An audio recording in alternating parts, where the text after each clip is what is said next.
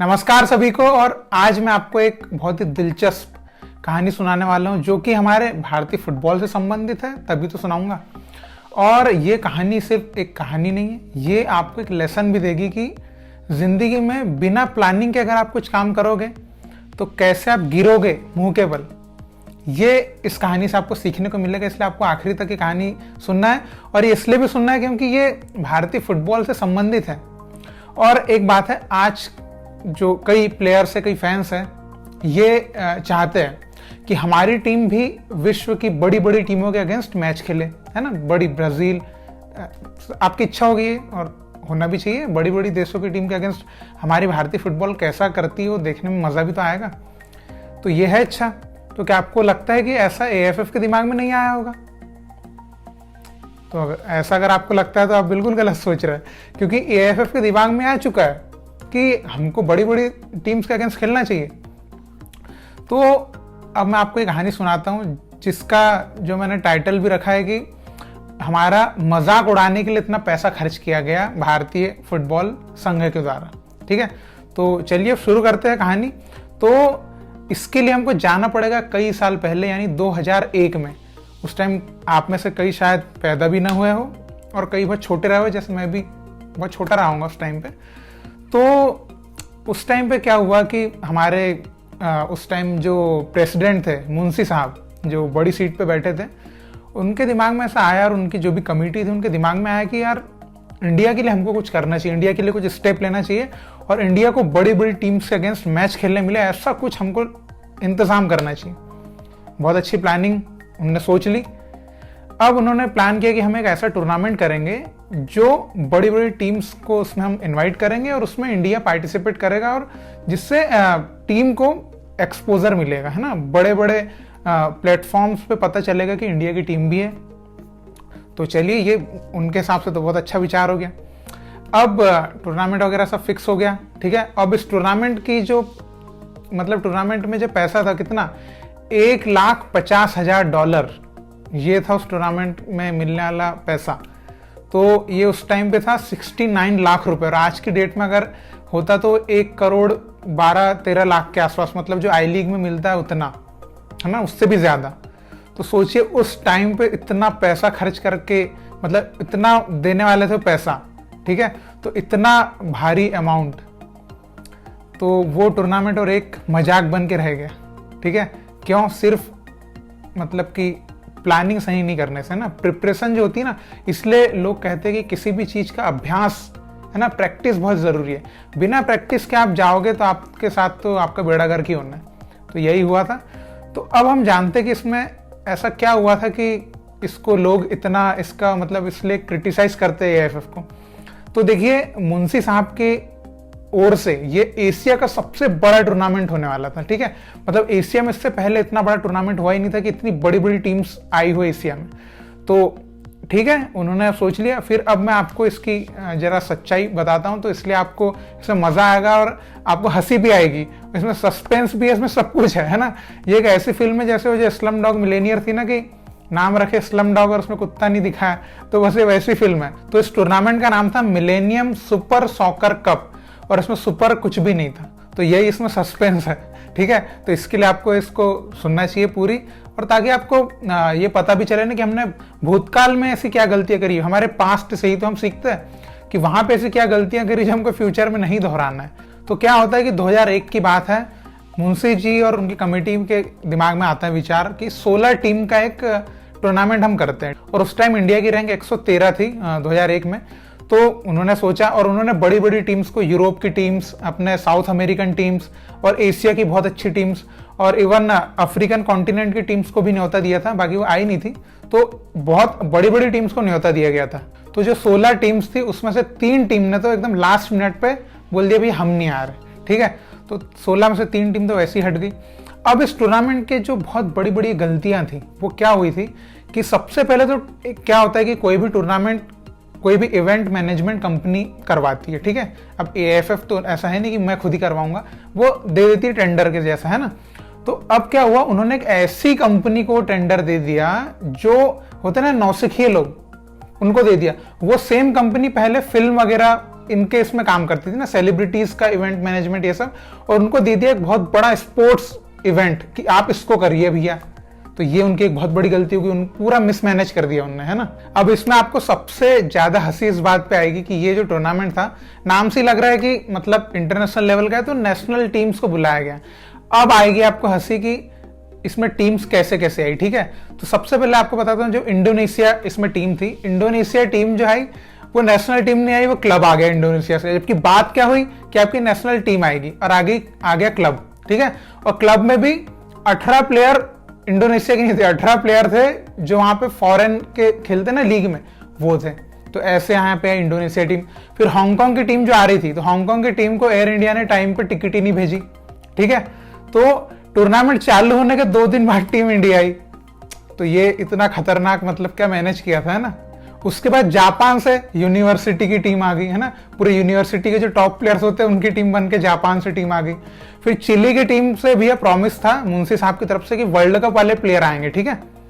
तो चिली की टीम से वो जो मेन प्लेयर थे वो वर्ल्ड कप वाले वो नहीं आए, और चिली की टीम ने रास्ते में अपना बैग भी घुमा दिया कहीं, है ना।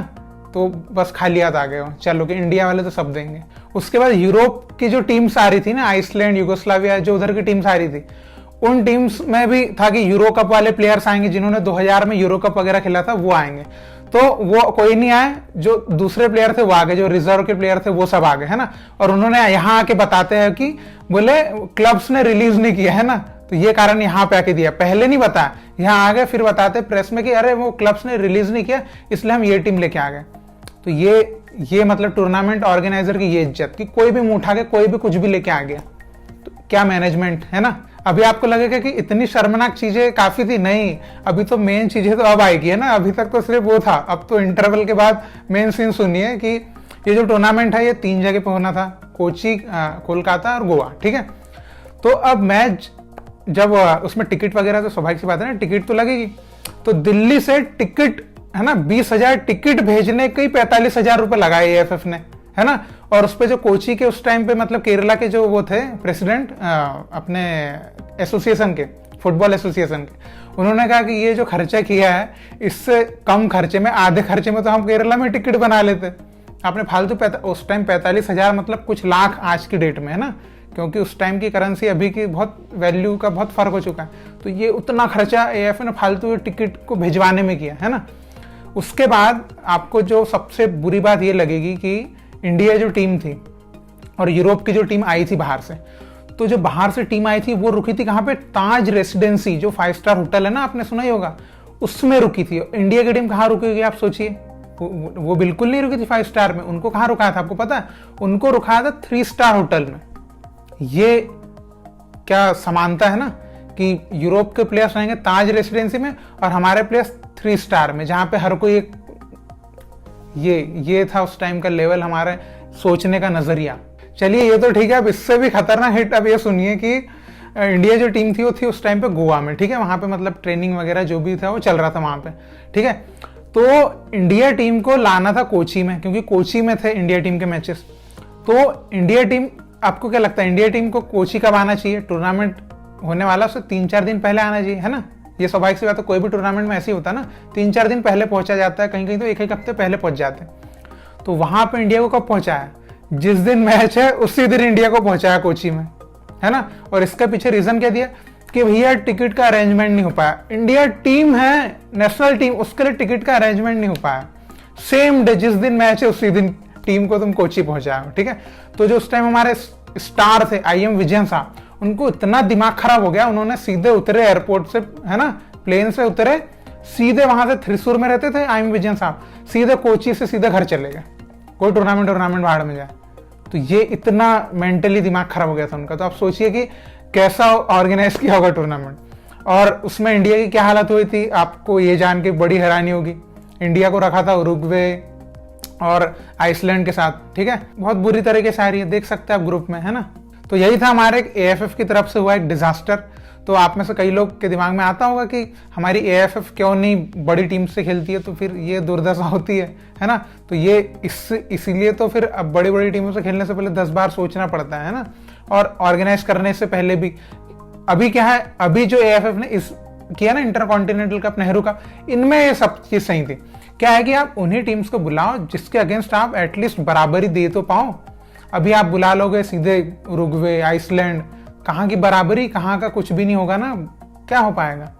तो उस नजरिए से अभी जो है वो ठीक है। एकदम से बड़ी टीम से खेलेंगे तो बहुत बुरी शर्मनाक हार मिलेगी, तो इसलिए अभी जो है ठीक है। तो देखिए, इस कहानी को सुनाने के पीछे मेरा कोई लक्ष्य ये नहीं था कि मैं एएफएफ की बेइज्जती करूं, है ना, उनने जो किया उसका मैं उसके ऊपर नेगेटिव उसके बारे में बोलूं, ये मेरा बिल्कुल मतलब नहीं था। मैं आपको, शायद आपको ये चीज पता ही नहीं होगी कि हमारे यहाँ ऐसा कोई टूर्नामेंट हुआ भी था, तो मैं आपको बस बताना चाह रहा था कि इंडिया ने भी ऐसा ट्राई किया है कि कुछ हम बेहतर करने की कोशिश करें, कुछ बेहतर लेके आए। ऐसा किया एफएफ ने भी, लेकिन उसका परिणाम जो है वो बहुत ही बुरे से भी बुरा मिला, है ना, क्योंकि प्री प्लानिंग और ये सब चीजें। तो यही कहानी से जो मैंने बोला था कि इस कहानी से क्या शिक्षा मिलती है आपको, कि आप अपनी जिंदगी में कोई भी काम बिना प्लानिंग के ना करें, है ना, उसके पहले प्रिपरेशन करें, बकायदा उसकी प्रैक्टिस करें। आप चाहे कुछ भी करें, आप फुटबॉलर बनना चाह रहे हैं, बिना प्रैक्टिस के नहीं बन सकते। आप कोई बिजनेस चालू करना चाहते हैं, बिना प्लान के करोगे तो पूरा पैसा बर्बाद, ठीक है। तो यही सब, क्योंकि आप जिंदगी में हर चीज से शिक्षा ले सकते हो, हर चीज से सबक ले सकते हो। तो इस कहानी से भी आपको अपनी निजी जिंदगी में भी जो चीज आप कर रहे हो उसके लिए इससे आपको सबक लेना चाहिए। और यहाँ तो भैया करोड़ों का सबक आपको सीधे सीधे देखने को मिल रहा है ना, कि पूरा पैसा वेस्ट, कुछ भी नहीं हुआ। और मुझे नहीं लगता कि उस टाइम पब्लिक भी नहीं आई थी मैच देखने ज्यादा, क्योंकि टूर्नामेंट जो इवेंट मैनेजमेंट कंपनी थी उसको सही से प्रमोट करते भी नहीं आया टूर्नामेंट, क्योंकि वो नौसिखिए लोग थे, कहाँ से कर पाते, कुछ भी बेहतर तरीके से नहीं कर पाए। तो एकदम डिजास्टर रहा, पूरी थू हुई एशिया लेवल पे। मतलब पहले उसके बहुत बड़े बड़े बोल बोले गए थे ना कि ये एशिया का सबसे बड़ा टूर्नामेंट कहलाएगा, वो बड़ा क्या, वो तो कहलाया ही नहीं, पता ही नहीं चला कब आके चला गया। कई इंडियन फुटबॉल फैंस को यही नहीं पता कि ऐसा कोई टूर्नामेंट हुआ भी था। तो इससे बड़ी मतलब शर्म की बात और क्या हो सकती है कि आपने टीम को, इंडिया टीम को एक प्लेयर, मतलब प्लेयर ही गुस्सा हो गए। इससे क्या पता चलता है कि मैनेजमेंट कैसा रहा होगा। तो यही मैं आपको बताना चाहता था कि भाई एक टाइम भारत ने कुछ करने की कोशिश की थी और उसका परिणाम ऐसा कुछ रहा था।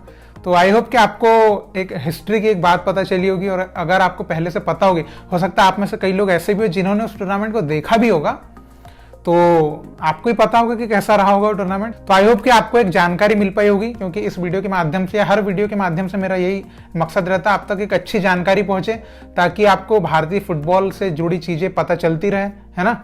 तो आई होप कि आपको एक अच्छी जानकारी मिली होगी। और आप क्या सोचते हैं इस बारे में कि ये टूर्नामेंट के बारे में, या कुछ भी इससे रिलेटेड आपके दिमाग में जो कुछ भी आ रहा हो इस वक्त, आप कमेंट में जरूर लिखें, ठीक है, ताकि आप ऐसी चीजों को या ऐसे टूर्नामेंट्स को किस नजरिए, आपका क्या नजरिया वो हमको पता चल पाए। इसलिए आप जरूर कमेंट लिखिएगा, ठीक है। और इसी तरह भारतीय फुटबॉल को सपोर्ट करते रहिए। बहुत बहुत शुक्रिया वीडियो देखने के लिए। जय हिंद, जय भारत।